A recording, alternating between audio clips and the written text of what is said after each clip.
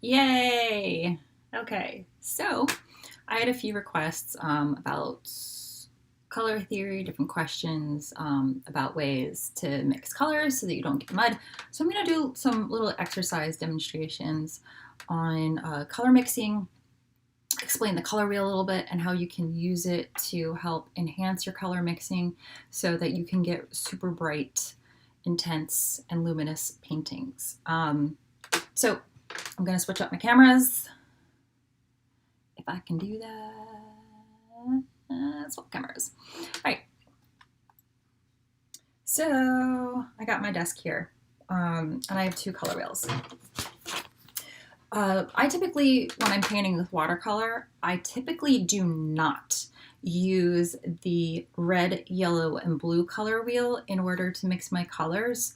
As you can see, the color wheel for red, yellow, and blue is not as bright and as intense as using the cyan, magenta, and yellow color wheel.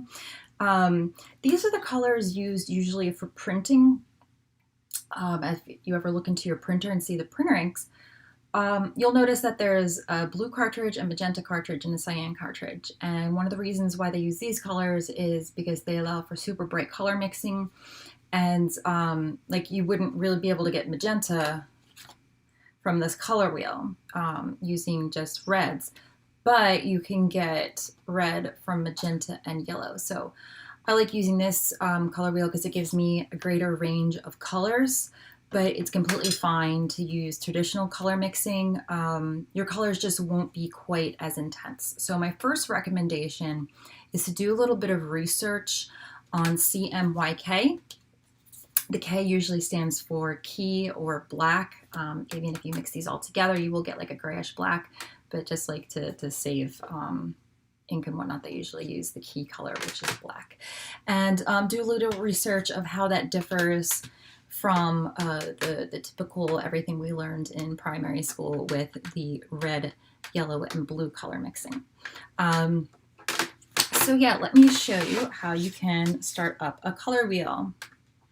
All right, let me throw onto the screen a little helpful cheat sheet. All right, so I just put up onto the screen really huge a little chart here that I created for mixing your colors. The equivalent for magenta, yellow, and cyan, I would use like a phthalo blue, and that will give you something pretty close to cyan.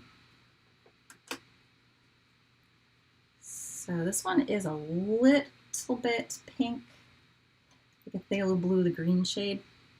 That's pretty much as close as I can get the equivalent with my pigments. You can use a permanent rose for your magenta, or Daniel Smith makes a really beautiful quinacridone pink.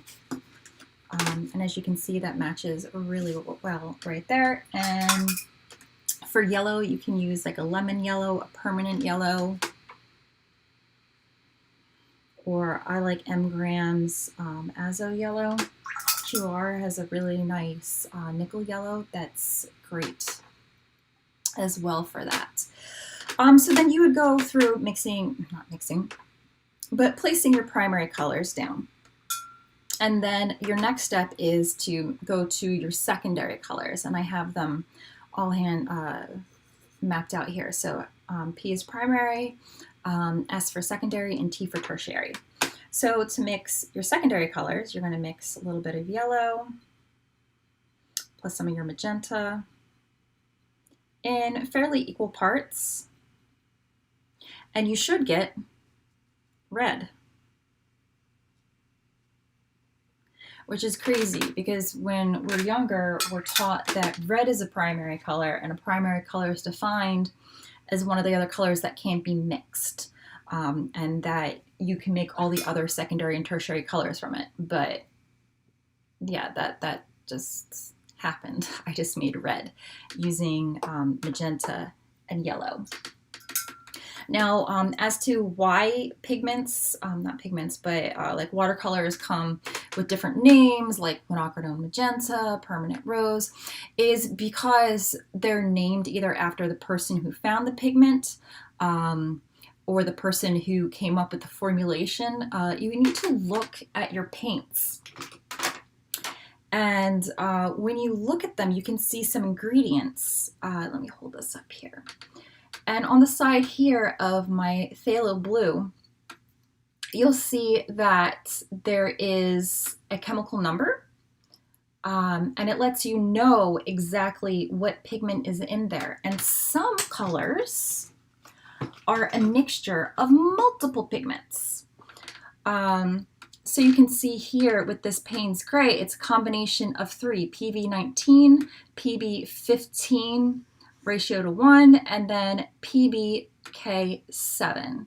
So these are all codes for exactly what pigments went in there. And so this one is only PB15:3. So that's another factor you have to consider is, are you using something that's a pure single pigment, or are you using something that's a mixture of different pigments? Because essentially what watercolor paint is a bunch of teeny tiny little granules of pigment that have been finely milled, and then they are suspended in a binder, such as gum arabic.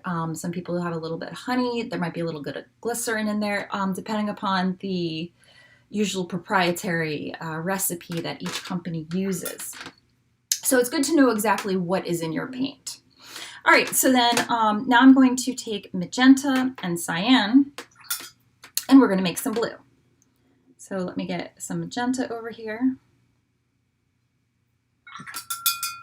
And we're going to start mixing that with some equal parts of whatever this is, cyan and magenta together. My cyan is a lot stronger than my, not my cyan, my magenta is a lot stronger. And look at that. I have blue. This is usually what we would consider like our primary blue. It's like, what? Okay, then if you mix a little bit, I'm running out of paint over there. If you mix a little bit more of your cyan in there, you'll get like a nice cyan blue. Oh, that one looks a little bit more primary. Or like a primary blue, I should say. Then if you end up putting more magenta into the mixture than the cyan, you get one of the most amazing violets. A lot of people have issues with mixing their own violets because if you look at the color wheel, we'll look at the old traditional color wheel. And sometimes what people will do is they will grab a red that's more like an orangey tone to it. It's a very warm red versus a cooler red. And they'll try mixing that with blue or like a bluish green. And because these are pretty much opposites to each other, you're going to get a muddy mixture. So you're going to get like a very either grayish purple, or you're going to get a very brownish purple. So that could be an issue. Whenever you mix colors, if you're using the traditional primary colors, you're going to want to make sure that you use a cooler red with a warmer blue, and so that they sort of lean towards each other on the color wheel versus further apart. Because the closer they are on the color wheel, the more bright and intense your mixture will be. So then you'll be able to get one of those gorgeous, intense violets. Or if you want to skip that altogether, you just jump to using magenta instead of red, and then you'll be guaranteed amazing violets all the time. All right, so let's go into mixing some green. Obviously pretty easy, not too much explanation needed. I think I need to put a little bit more cyan into that. Get it looking a little bit. There we go. All right, and then if I put even more cyan in there, I'm just gonna push some of that. And then we're going to get our green cyan. Now it's getting a little bit muddy there because I accidentally hit up a little bit of that red. And as you can see, on this color wheel here, red and green are opposites versus here, green and magenta are opposites. But if you start mixing the opposites together, you're guaranteed to get something that's gray or something that's brown. So that's how you can get your stuff looking pretty dull pretty quick. All right, let's make some yellow-green. All right, clean my brush. Let's get some orange going on here. Notice how much I'm cleaning my brush. That's another thing that really, really helps you out with your color mixing, is making sure that your brush is clean and that your water is clean. If you are using dirty water, there are going to be particles of pigment floating around in there, and that can cause your color mixing to look really funny, and it can also cause like little like granules to show up, and it's not pretty. So don't do that. Keep clean water, change it often. Once it starts looking like fruit punch or iced tea, it's time to take a little break, refresh your water, and all that sort of happy stuff. All right, so now we're going to do more of a magenta red. So I'm actually just going to mix some more magenta. I don't even know what color that is. Well, color, I know it's like magenta, but I don't know what the pigment name of what I put on there. And I call this like a spicy red because it's not quite magenta, but not quite red. It's very, very vibrant and bright. And so that would be one way to create a mixing chart for yourself. So you know how to avoid the opposites. Always keep it handy, keep it in your notebook. So then you know what colors are going to hang well together and what colors are going to fight each other. Another thing you can do, so let me get rid of this. And I am going to put on another little thing here for you, is to create a color mixing grid. Okay, so what you would do here is take your cyan, magenta, and yellow, and you're going to make a 4x4 grid. The first square you're going to skip.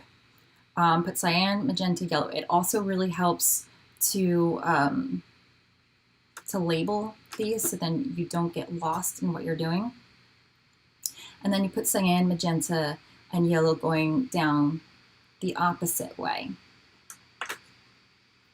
So this is very similar to a color wheel, except it's in a grid format. So I'm going to put my yellow here, some yellow here, some yellow here, and some yellow here. Okay, and then I'm going to do the same thing going down this direction.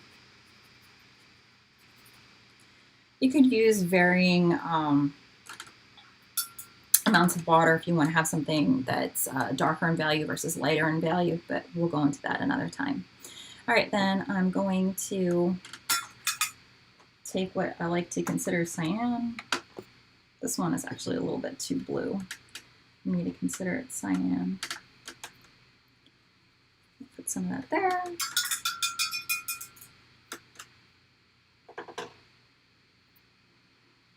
Just put it all across, and then I can mix these together right there.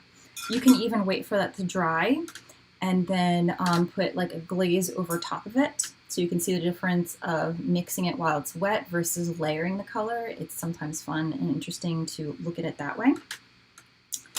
Let me put cyan here, cyan there, and cyan there. Okay, so obviously I have two spots that are green. This one I actually added a little bit more of the ratio of the cyan, but whatever. All right, so this is going to be my magenta-y color.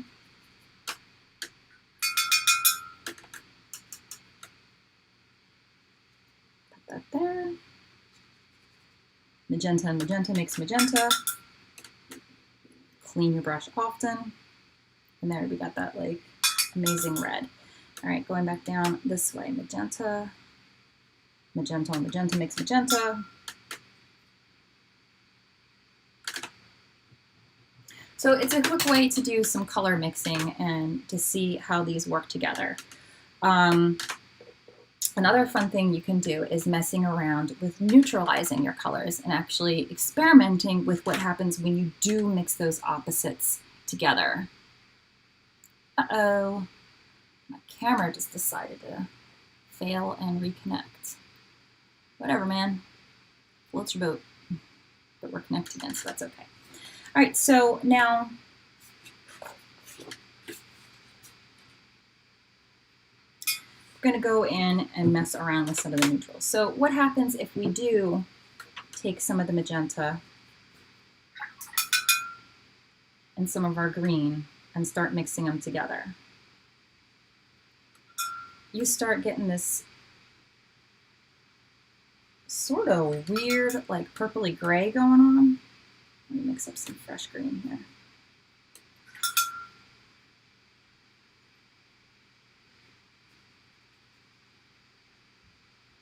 And see how it's sort of cooling off the magenta, and it's neutralizing it as it starts to go into the green.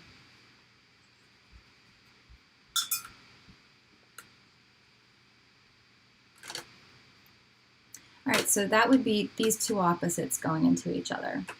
All right, so now let me tell you or show you about the battle of getting the perfect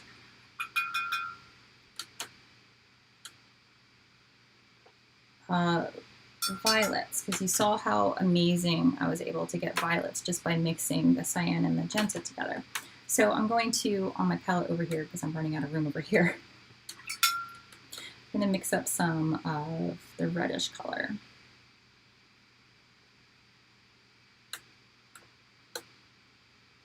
Okay, so now I'm going to take a red that is warmer. So it's a little bit leaning towards orange. Okay, and let's pull that into the center. All right, so let's say I'm going to call this red. And then I go and I take my cyan or blue. I'm using a brush that's way too small for this. That's why I'm like having difficulty. I'm running out of water. Okay, and so I'm going to say, okay, if I'm going to mix this red and blue together, I am expecting to get like an awesome violet. Well, let's see. Mixing, mixing, mixing. Okay, I'm kind of getting a gray. Don't like that. All right, let's grab a little bit more of this and throw that in there. Oh no, I'm getting this really weird brownish gray. And you're like, whoa, what's going on? All right, let's warm up, or not warm up, let's cool off that red a little bit with some magenta. And I'm still not getting a really nice clean violet. I'm getting a more grayish thing going on. And it can get really, really frustrating. And then you start over mixing the color and you start tearing apart your paper, and it's not that interesting. It's kind of muddy. Unless, of course, you're painting rocks or something out in nature where you don't want those super bright, intense colors, and you want something that's more toned down and subdued. So now you know how to mix some really great browns and grays. You just neutralize things. So I'm going to show you how to make another really fun gray with some orange and some green together. Okay, so, just a little step there. All right, sorry about that, my camera.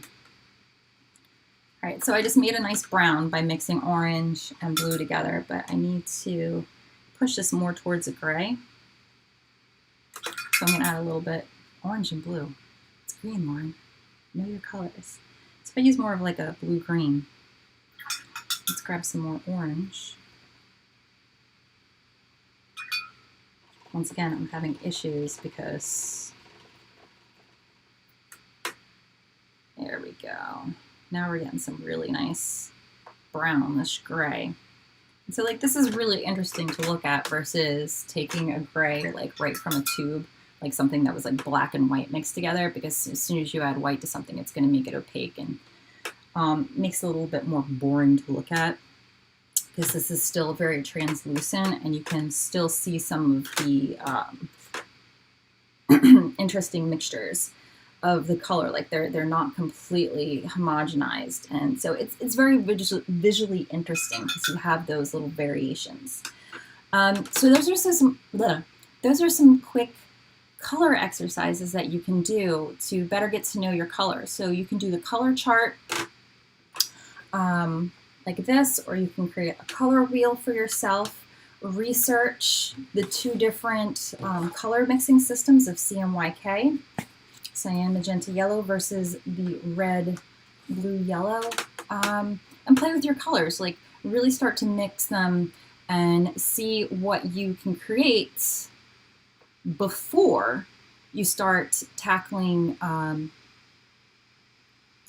your paintings, your final projects. So, you know, it pays you, it really is a huge payoff to do these basic exercises before you go in and you make the the happy accidents on your final piece. So make yourself some color mixing charts, get your palette prepared before you even begin, and then once you really know your paints and how they behave, then when you go in to do your painting, it's going to be a lot easier. All right, I hope these tips help. Bye-bye.